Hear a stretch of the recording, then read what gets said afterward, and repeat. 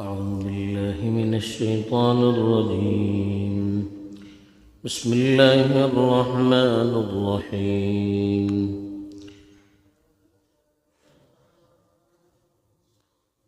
كتب عليكم إذا حضر أحدكم الموت إن ترك خيرا الوصية للوالدين والأقربين بالمعروف حقا على المتقين فمن بدله بعدما سمعه فإنما إثمه على الذين يبدلونه إن الله سميع عليم. فمن خاف من موص جنفا أو إثما فأصلح بينهم فلا إثم عليه إن الله غفور رحيم. الحمد لله والصلاة والسلام على رسول الله من والاه أما بعد.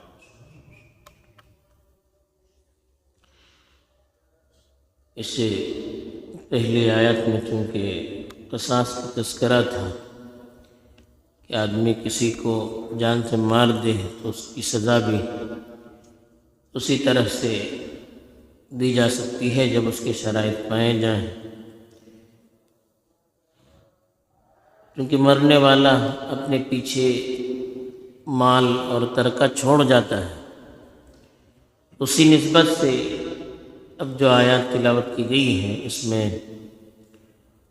وصیت کا تذکرہ کیا گیا ہے. وصیت کا مطلب یہ ہوتا ہے کہ آدمی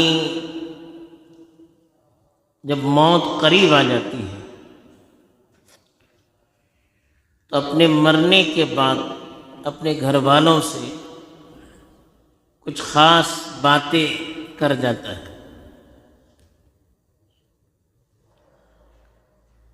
اس میں ممکن ہے گھرانے کے متعلق چیزیں بھی ہوتی ہیں، اخلاقی باتیں بھی ہو سکتی ہیں، تو اسی میں مال کے متعلق بھی وہ کچھ احکام دے جاتا ہے کہ فلاں فلاں جگہوں پر میرا مال خرچ کرنا، فلاں چیز فلاں شخص کو دینا، قرض ہے تو فلاں شخص کو ادا کرنا، یا میرا مال فلاں شخص کے پاس ہے اس شخص سے لے لینا. تو یہ ساری چیزیں جو ایک آدمی مرتے وقت اپنے خاندان والوں سے کہہ جاتا ہے اس کو شریعت میں وصیت کہتے ہیں. تو وصیت کا جو حکم تھا پہلے تو فرض تھا کہ اگر آدمی کچھ مال چھوڑ جائے تو اپنے والدین کے لیے اور اپنے رشتہ داروں کے لیے وصیت کر جائے کہ کس کو کتنا دینا ہے. اس لیے کہ جاہلیت میں آدمی جب مر جاتا تھا تو اس کا مال اس کا بیٹا لے لیتا تھا، باقی لوگوں کے لیے اس میں کچھ حصہ نہیں رہتا تھا. تو اس وقت کہا گیا کہ والدین، اگر آدمی کے والدین ہیں اور دیگر رشتہ دار ہیں تو کس کو کتنا دینا چاہیے، یہ وصیت وہ کر کے جائے.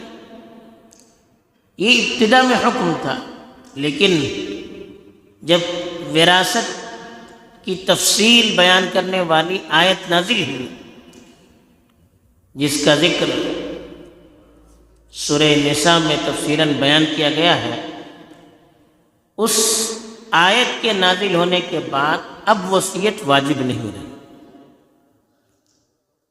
اب اللہ نے بتا دیا کہ کس کو کتنا مال دینا ہے، تو اس لیے وصیت واجب نہیں رہی.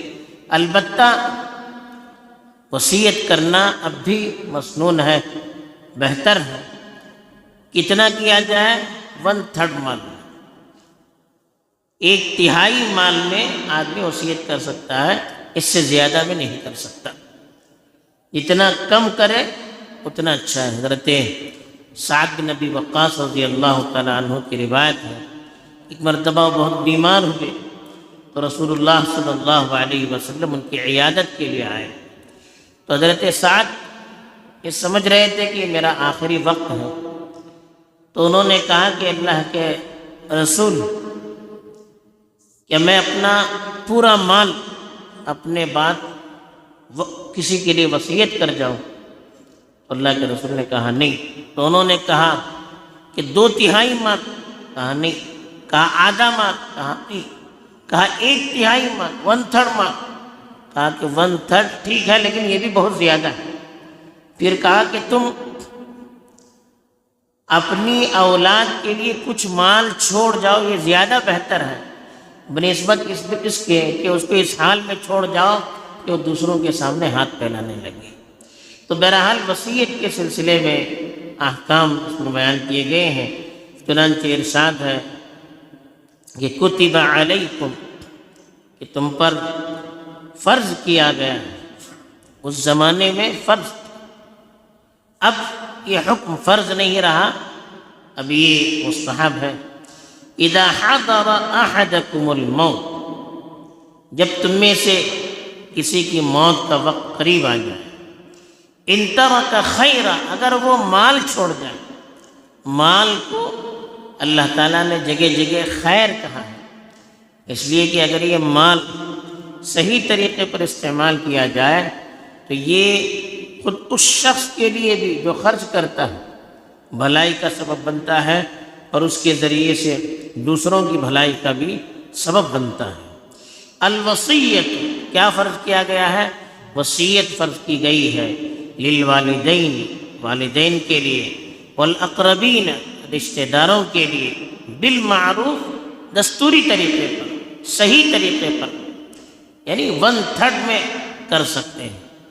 لیکن آدمی وصیت اس لیے نہ کرے کہ اس سے میرے خاندان والوں کو محروم کیا جائے، یا ایک مالدار شخص جس کے پاس بہت مال ہے اس کو وصیت کر رہا ہے، ایسے نہیں ہونا چاہیے، بلکہ ضرورت مندوں کو دینا چاہیے۔ اور اب چونکہ وراثت میں حقوق سب کے بتا دیے گئے کس کو کتنا دینا ہے، اسی لیے اللہ کے رسول صلی اللہ علیہ وسلم نے حدیث میں فرمایا کہ ان اللہ اعطى كل ذی حق حقہ، کہ اللہ تعالیٰ نے ہر حق والے کو اس کا حق دے دیا ہے، اسی لیے کہا فلا وصیۃ لوارث۔ اب جو وراثت جن کو ملتی ہے شرعی طور پر ان کو وصیت نہیں کی جائے گی۔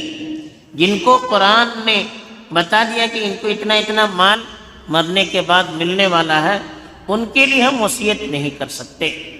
البتہ علماء نے لکھا ہے کہ اگر سارے ورثاء راضی ہوں تو کسی اپنے وارث کو بھی ضرورت کی بنیاد پر وہ وصیت کر سکتا ہے۔ مثلا ایک اولاد میں سے ایک لڑکا بہت غریب ہے، اب اس کو کسی چیز کی کہا کہ وہ فلاں چیز کی میں وصیت فلاں بیٹے کے لیے کرتا ہوں، باقی مال برابر تقسیم ہو جائے، اگر سارے ورثاء اس پر راضی ہیں تب کرنے میں کوئی حرج نہیں ہے۔ ایسی 1/3 سے زیادہ اگر وہ وصیت کرنا چاہتا ہے تب بھی اگر سارے ورثاء اس کے راضی ہیں تو کر سکتا ہے، ورنہ 1/3 سے زیادہ میں وہ نہیں کر سکتا۔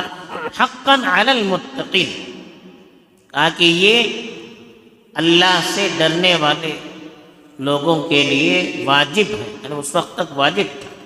متقی کے معنی پرہیزگار لوگ جو گناہ سے بچتے ہیں۔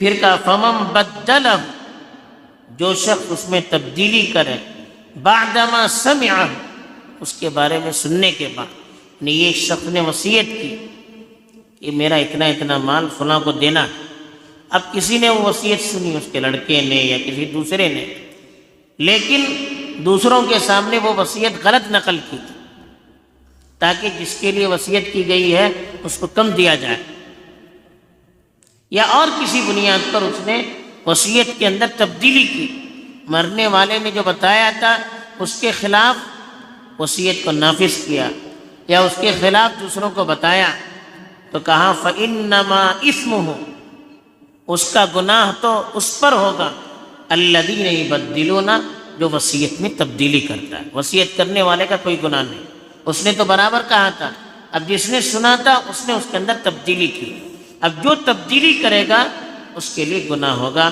کیونکہ ان اللہ سمیع علیم، اللہ تعالیٰ تو ہر چیز کو سننے والے ہیں اور جاننے والے بھی ہیں کہ نیت اس کی کیا تھی، کس نے کیا کیا، اس نے کیا کیا، سب کو سنتے ہیں، سب کو جانتے ہیں۔ اس لیے تبدیلی کر کے لوگوں کو تو دھوکہ دے سکتے ہیں لیکن اللہ کو دھوکہ نہیں دے سکتے۔ البتہ فمن خاف، اگر کوئی ڈرے من موصن وصیت کرنے والے سے، جنفن بیجا طرفداری کی، او اثمن یا کسی گناہ کا، یعنی اگر کسی کو ڈر ہو جائے کہ وصیت کرنے والا کوئی غلط وصیت کر رہا ہے، 1/3 سے زیادہ کر رہا ہے، یا اور کوئی ایسی چیز کی وصیت کر رہا ہے، یا ایسے شخص کو وصیت کر رہا ہے جس کو وصیت کرنا مناسب نہیں، غلطی سے کرے یا جان بوجھ کر کرے، تو فَأَصْلَحَ بَيْنَهُمْ، تو ان کے درمیان اصلاح کرتا ہے، یعنی وصیت کرنے والے سے وہ کہتا ہے کہ بھائی ایسی وصیت مت کیجئے، شریعت میں صحیح نہیں ہے، اتنے مال کی وصیت مت کیجئے، یہ شریعت میں صحیح نہیں ہے، تو اس طرح سے مرنے والے کو قائل کرتا ہے اور آپس میں صلح کرتا ہے، یا مرنے والا وصیت کر کے مر گیا لیکن اس کی وصیت برابر نہیں تھی، اب اس نے جو وارث کا حق ہے اس کو دے دیا، جتنی وصیت جس شخص کو کی گئی ہے اس کو دینا اتنا دے دیا، اپنی طرف سے ایکولیٹ برابری کی۔ وصیت کرنے والا مثلا جس کو وصیت کیا جائے بہت زیادہ کر کے جا رہا تھا، 1/3 سے بہت زیادہ تھا، اور اس کا انتقال ہو گیا، اب وراثت تقسیم کرتے وقت جو تقسیم کر رہا ہے وہ کہا کہ نہیں اتنی وصیت نافذ نہیں ہوتی ہے، 1/3 تک دے سکتے ہیں، باقی زیادہ جو تھا وہ وارثین کو دے دیا۔ اس طرح سے مرنے کے بعد آپس میں صلح صفائی کی، فلا اثم علیہ، اس پر کوئی گناہ نہیں ہے، یعنی مرنے والا کوئی غلط وصیت کر کے جا رہا تھا تو اس کی زندگی میں یا اس کے مرنے کے بعد اس کی غلط جو وصیت تھی اس کے اندر تبدیلی کر کے اس کو صحیح طریقے پر نافذ کر دیا، تو اس طرح کرنے میں کوئی گناہ نہیں ہے، اس میں تبدیلی بیجا کرنے پر گناہ ہے۔ ان اللہ غفور الرحیم، البتہ اس میں جو کمی بیشی ہو جاتی ہے اللہ تعالیٰ اس کی بخشش کرنے والے ہیں اور بڑے مہربان ہیں۔ بہرحال وصیت کے سلسلے میں یہ باتیں قرآن مجید میں بیان کی ہے، آج بھی حدیث میں بھی اللہ کے رسول صلی اللہ علیہ وسلم نے بتایا ہے کہ آدمی کی 2 راتیں ایسی نہیں گزرنی چاہیے جب اس کے پاس کوئی ایسی چیز ہو جس کے لیے وصیت کرنا ضروری ہو تو اس کے سرہانے کے نیچے وہ وصیت ہونی چاہیے، یعنی مثلا کسی کا قرض ہے یا آنے جانے ایوے پاوے بولتے ہیں نا، کسی کو دینا ہے، کسی کو آنا ہے، یا کسی کی امانت ہے، تو یہ سب وصیت لکھ کر رکھنی چاہیے کہ دیکھیے فلاں مال فلاں کا ہے، اتنا قرض آنا ہے، اتنا دینا ہے، تاکہ مرنے کے بعد وارثین کو کوئی تکلیف نہ ہو۔ تو یہ مختصر سی وضاحت تھی وراثت کے سلسلے میں۔ اللہ تعالیٰ صحیح سمجھداری عطا فرمائے، شریعت کے مطابق عمل کرنے کی توفیق دے، آمین۔ وآخر دعوانا الحمدللہ۔